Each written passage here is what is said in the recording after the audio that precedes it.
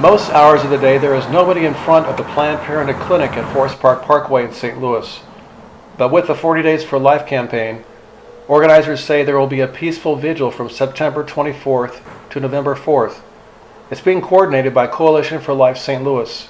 Coalition for Life St. Louis program coordinator Eileen Terrell helps people and groups get involved in the effort. Churches take a 12-hour or 24-hour shift, and their purpose is to hold a vigil out front. This is a time of prayer and fasting,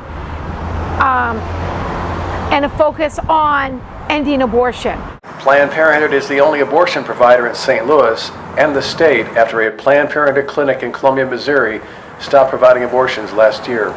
Coalition for Life St. Louis Executive Director Brian Westbrook says he hopes the effort in St. Louis will bring an end to abortion services in St. Louis as well. So the 40 Days for Life campaign is part of three basic principles. First and foremost, prayer and fasting, peaceful vigil, and grassroots community outreach to bring an end to abortion right here in our community. The group has trained more than 200 volunteers as sidewalk counselors, people who have come out to participate in the vigil and talk to people. First and foremost, we ask that people come and they simply pray. Because we know that with God all things are possible, even closing down the last abortion facility in our state. So with God all things are possible, but our active things that we do is what's called sidewalk counseling. Westbrook says a loving and non-judgmental attitude makes a difference in how receptive many of the women are. They offer a rose to the women whether they are entering or leaving the Planned Parenthood clinic. The rose is just very simple. It's a symbol of love, first and foremost. So we're showing that love without actually having to say it. But the rose genuinely is such a simple gift that they will offer us something that's invaluable, and that's their time. The group also conducts weekly vigils on the sidewalk in front of the Planned Parenthood clinic. The volunteers engage in sidewalk counseling or a peaceful vigil to protest abortions taking place at the facility. One of the most powerful moments for me on the sidewalk is when that car starts to pull back out. And you're standing on the side of the sidewalk that's on the passenger side of the car. And there we hand her a rose. We still hand her a rose, and we flip over the pamphlet and we say, if you want to talk to somebody, call this number. And that's a powerful moment, because that's when you really show them that there's no judgment and that you love them. Instead of condemning the women for walking into the clinic, the staff talk to the women about their options, different choices that they have. The volunteers offer pregnancy testing through another organization, Thrive, which parks its mobile unit across the street from the Planned Parenthood clinic. Terrell says she can usually tell if a woman has had an abortion when she is leaving the clinic. When she's leaving and it's obvious that she's had the abortion, nobody's walking out with her unless it's a family member, but security's no longer with her. And it's usually notable, and you can tell. Their heads are down, they're walking slow, they're sad. Last week someone actually was just weeping in the parking lot. Westbrook says the 40 Days for Life campaign in St. Louis started with just a few volunteers. Well, we started back in 2008. My wife and I and a few volunteers got this video from this guy named David B. Wright.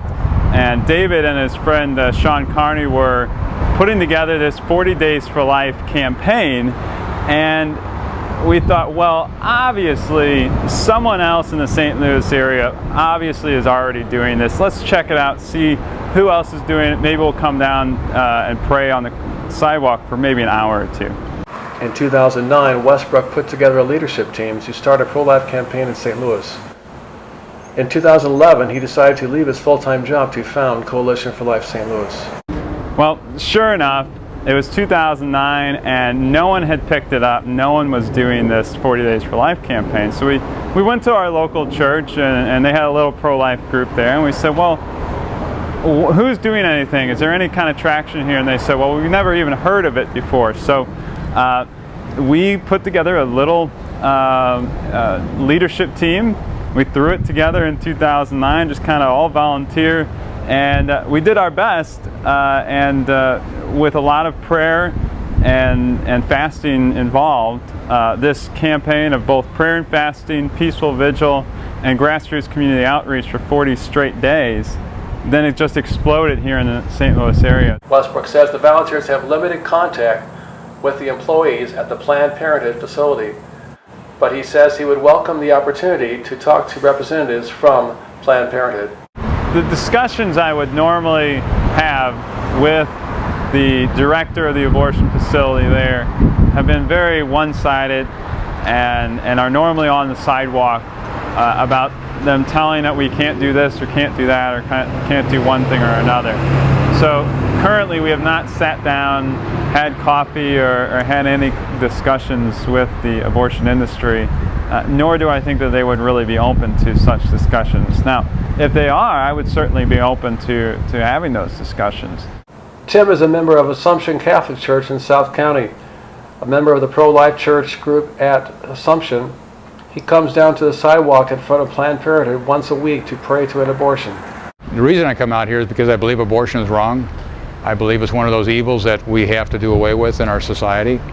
And I come down here to pray in front of Planned Parenthood, asking for prayers for the abortion workers. They have a change of heart. For the women who might want to think they want to come in for an abortion or counseling, that they have a change of heart. The church has an active pro-life youth group that travels to Washington, D.C. yearly in January for Rally for Life. The youth will also be a part of the vigil with 40 Days for Life in September and October. Tim says the youth today are aware of how abortion affects them and their friends. When you talk to some of these young people, they've known of their friends who maybe their mother contemplated an abortion when they were carrying their friend in the womb. So it really hits them hard that, hey, this person couldn't, my friend may not be here today if the mother had decided to get an abortion. So it hits them personally from that standpoint. I know there's, I don't know of personally, but I know there's cases of, or know of, I've heard of, women in the Catholic Church, Catholics who have gotten abortions because of a crisis pregnancy. I mean, it happens, but I think it's definitely a detriment to the church. He says he is able to respect different opinions on the topic of abortion, but most of his friends are pro-life. I guess most of the people that I associate with are pro-life. I do talk to people from time to time that are not pro-life, but I always remain civil. I respect their attitudes, their beliefs. If they believe in life, it's got to come from the heart.